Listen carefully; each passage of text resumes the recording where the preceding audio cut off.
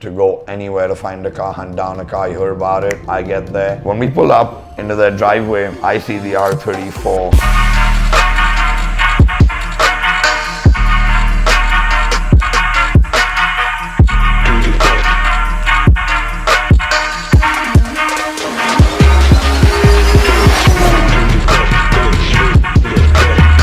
So, as you guys know, I focus mainly on buying and selling cars, and now a lot of my time goes into Kickshift, which is with Keki, Kaviraj and Kamlesh, and my friend Hormaz. Big shout out to the Mad Bawa for being there from day one, supporting, putting his head to it, his hands, putting everything on the table for us as a friend too. He's a consultant with us too. Yep, so flipping cars, my passion takes me to going the extent to go anywhere to find a car, hunt down a car. You heard about it. I get there, I'll knock a door, I'll leave a note, I'll do crazy stuff like that the owner gets back to me, and I get the car that either I want or I'm looking for a client of mine, or something rare that I want to invest in, keep for a while and flip later. As soon as it's ready, I get them back to factory spec and then flip them to a person who's really looking for it. So the question you guys want to know is, why did I sell the R34? I sold the R34 because it's my business, as I said, and I can't really be selfish in hoarding and storing everything here. I've driven not one but quite a few R34s in Dubai. A very, very close friend of mine stores 3 of them also over there, which I drive very often when I go there with him. Big shout out to Isa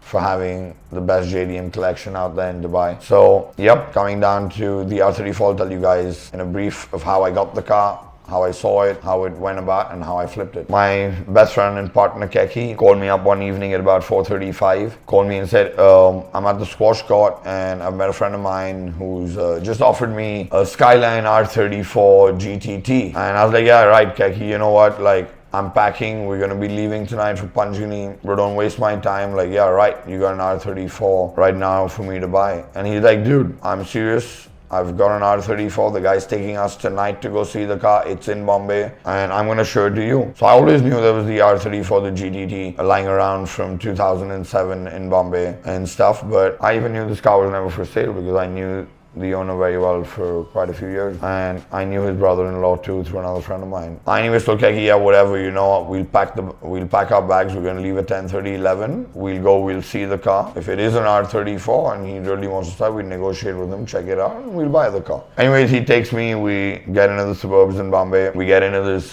beautiful Christian house. It's a lovely villa. It's got the altar inside as you enter the gate. Very beautiful. I just couldn't believe I was in Bombay, firstly. When we pull up into their driveway and I look to the left, I see the R34 on 4 jack stands standing up. So I looked at it and I laughed at Keki. I said, bro, I can't believe that it's an R34, but again, as I told you, it's up on jack stands, it's worthless, it's gonna be shit.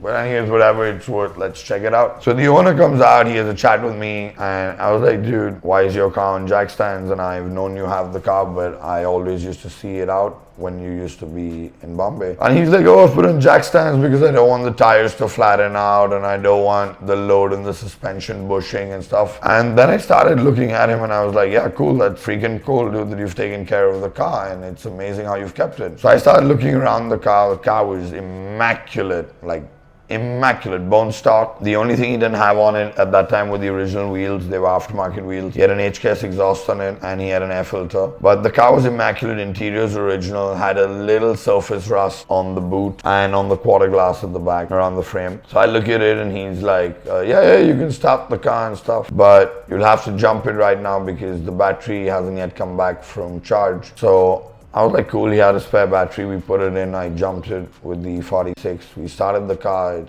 was idling, it was fine. Kept it going on the jack stand, I just ran it through the gears, it's an automatic, ran it through the gears, she rolled fine in the jack stand. And I was like, cool, let's go talk to him inside. We went in, I sat down with him, spoke to him for about 45 minutes to an hour. We spoke about a lot of stuff, cars. He told me how he got it to India, how it's been so close to him, how he's preserved it, kept it on jack stands. And then he took me up to his room where he had like a room full of stuff for the Skyline, which he hadn't put on. He had got it with him when he got the car, but since he wasn't here, he didn't want to put it on. He had a carbon fiber bonnet, a boot, he had a bigger intercooler, he had some bushings for the car, the thyroids, the links, he had a wing spoiler too. So he gave me a lot of goodies upstairs, showed it to me and stuff. We went down, we negotiated for the car. I bought it, he said, I'm giving you all these goodies as an extra, not like considering it in the price and stuff. That was really nice of him. So I took the car. I didn't actually take the car that night. I gave him a check as a token, and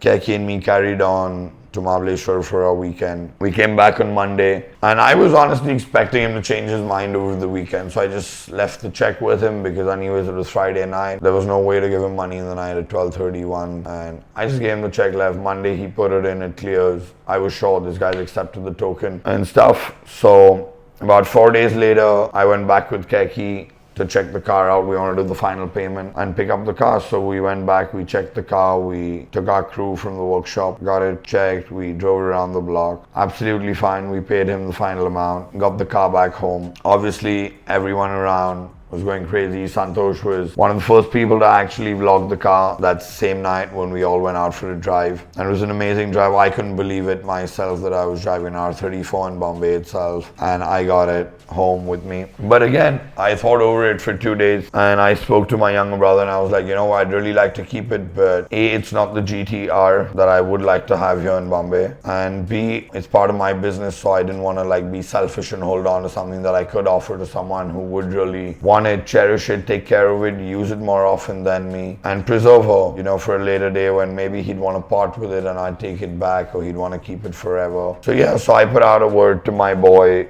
down in Bangalore, who's very close to me. He's really close, the two little brothers down there. That's Shahid, Quarter Mile, and Hasib. Both these boys are very friendly and they're more like family to me. So I called them up and they obviously saw me post stories on Instagram and stuff. They didn't message me initially for the car. They waited for a day or two, let me enjoy it. So I just put a message to them saying, hey boys, you know, I got the R34 and stuff. It's something that we spoke about on our trip to Dubai and how we'd want it here. And now, you know, I finally got a car and stuff. And the next second, like Hasib jumps on the phone, he's like, Imran bhai, you know, you promised me an R34 when we went to Dubai. You said, you know, one day when I have access to an R34 in Bombay, I'll give it to you, and I promise you. And these words that he said, you know, again struck me in my head. And I was like, yeah, I did tell him this when we were at Isa's workshop and we were around the 3 R34s over there. And I told him, you know, I can't give you this one over here, but I'll surely get you one in Bombay sometime soon. He held me up on that offer from there.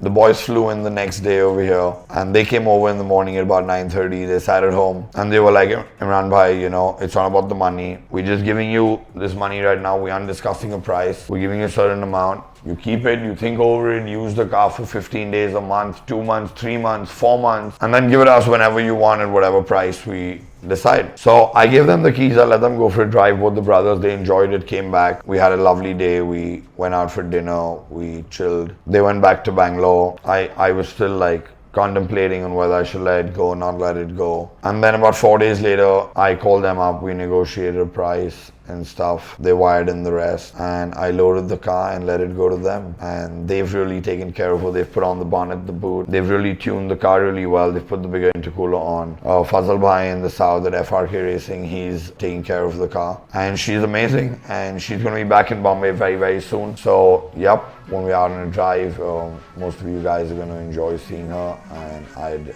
surely let a lot of you guys even come for a drive with me in her. That's the story of the R34 and why I let her go.